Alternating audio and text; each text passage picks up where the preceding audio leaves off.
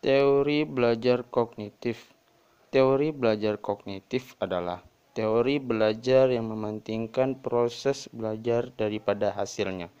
Teori ini menyatakan bahwa pada proses belajar, seseorang tidak hanya cenderung pada hubungan antara stimulus dan respon, melainkan juga bagaimana perilaku seseorang dalam mencapai tujuan belajar.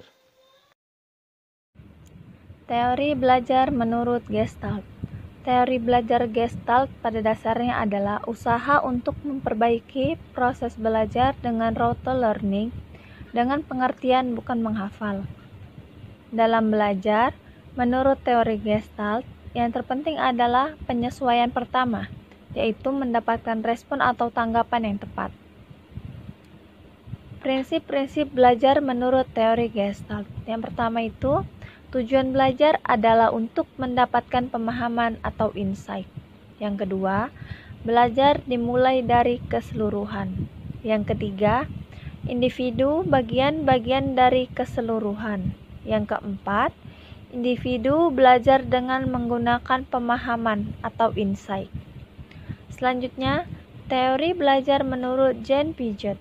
Jean Piaget adalah psikologi pertama yang teori pengetahuannya dikenal dengan teori adaptasi kognitif. Sama halnya dengan setiap organisme, harus beradaptasi secara fisik dengan lingkungan untuk mendapat bertahan hidup. Demikian juga struktur pemikiran manusia.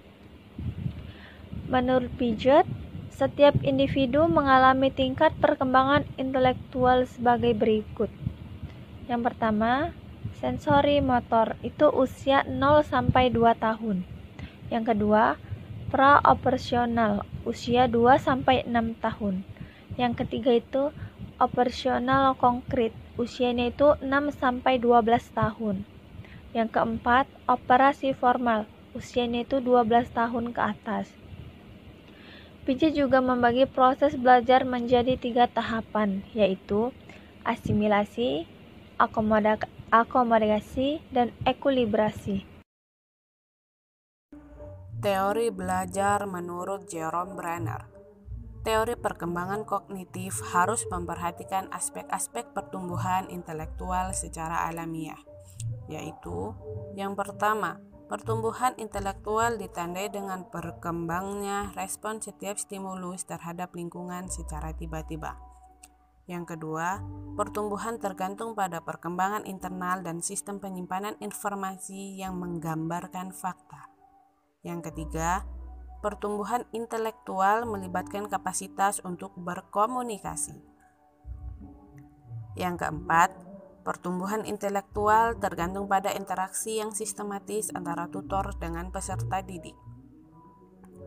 Yang kelima, pertumbuhan intelektual ditandai dengan bertambahnya kemampuan untuk berhubungan dengan berbagai alternatif.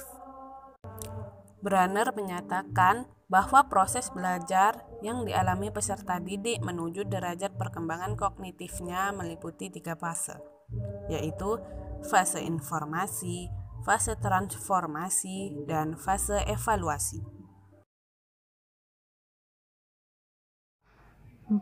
Teori belajar menurut Ausubel. David Ausubel menyatakan bahwa konsep belajar berhubungan dengan bagaimana peserta didik memperoleh pengetahuan baru, penerimaan atau penemuan, dan mengaitkan pengetahuan yang diperoleh pada struktur kognitif yang telah dimiliki hafalan atau bermakna. Agar terjadi proses belajar bermakna, disyaratkan 2 hal.